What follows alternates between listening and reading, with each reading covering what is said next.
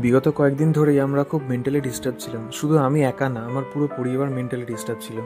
তার একটাই কারণ, সেটা হলো আমাদের মাও আর আমাদের মধ্যে নেই।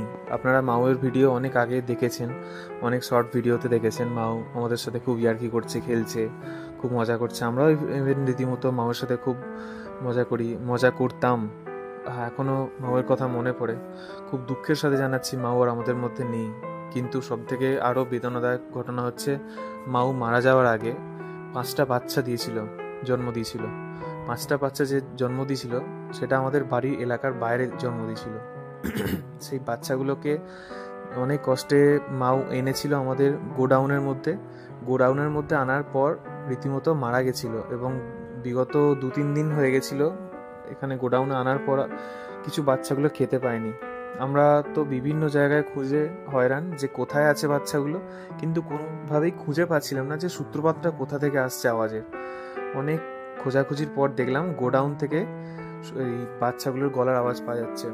2 দিন পর রিকভার করলাম, তখন দেখলাম শারীরিকভাবে প্রচণ্ড দুর্বল হয়ে পড়েছে, খুব রোগা হয়ে গেছিলো বাচ্চাগুলো। তো যাই হোক, ঈশ্বরের কৃপায় আমরা রিকভার করতে পেরেছি। তারপর ওই ফিডিং বোতলে যে দুধ খাবে তার সেই সরঞ্জামটাও হয়ে ওঠেনি। তখন আমরা ইঞ্জেকশনের সিরিঞ্জে করে এখানে দেখুন দুধ খাওয়ানো হচ্ছে মাওয়ের বাচ্চাগুলোকে। এছাড়াও একটা জিনিস খেয়াল করে থাকবেন হয়তো আপনারা, যখন দুঃখ অথবা সুখ, শান্তি যেটাই আসুক না কেন মানুষের জীবনে, তখন ভরপুর আসে। আমাদের এখন দুঃখের সময় চলছে। প্রথম কথা, আমরা মাওকে হারিয়েছি। দ্বিতীয় কথা, এই বাচ্চাগুলোর এই অবস্থা। তৃতীয় কথা হচ্ছে, বর্তমান আজকের দিনে দাঁড়িয়ে 4টে বাচ্চার মধ্যে 2টো বাচ্চা মারা গেছে। মায়ের যে প্রথম যে দুধটার প্রোটিন, পুষ্টি, সেটা তো অন্যান্যভাবে পাওয়া যায় না, প্যাকেট দুধে সেটা কখনোই পাওয়া যায় না।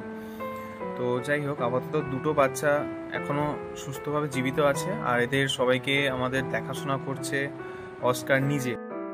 এরপর চ্যানেলে ক্রমাগত এদের সম্বন্ধে ভিডিও আসতেই থাকবে। আপনাদের যদি এদেরকে ভালো লাগে, প্লিজ সাবস্ক্রাইব করে রাখবেন আমাদের অফিসিয়াল ইউটিউব চ্যানেল ফ্যামিটিউব। আমরা এরপর নিয়মিত আগে যেমন ভিডিও ছাড়তাম, ঠিক সেরকমই ভিডিও আসতে চলেছে খুব শীঘ্রই।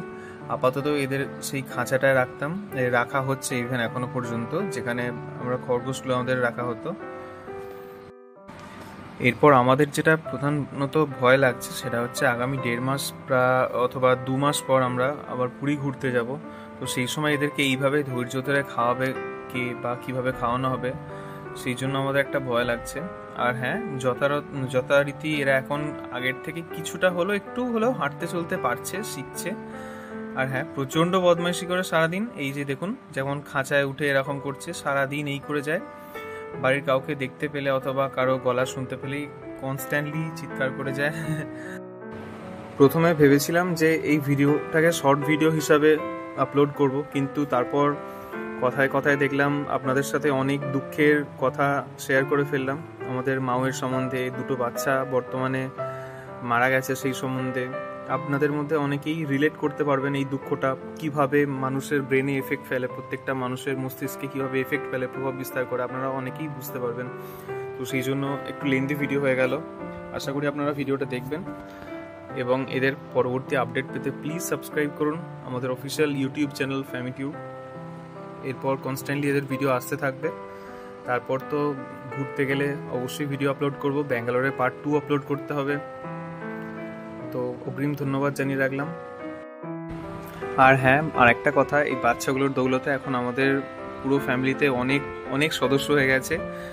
হাবড়ি, কালুয়া, ওরা তো আছেই, তারপরে এই বাচ্চাগুলো আছে, গোল্ডি আছে, কালো জার্সি আছে, অস্কার তো আছেই। এখন যাই হোক, ধন্যবাদ দেখার জন্য এতটা ভিডিও।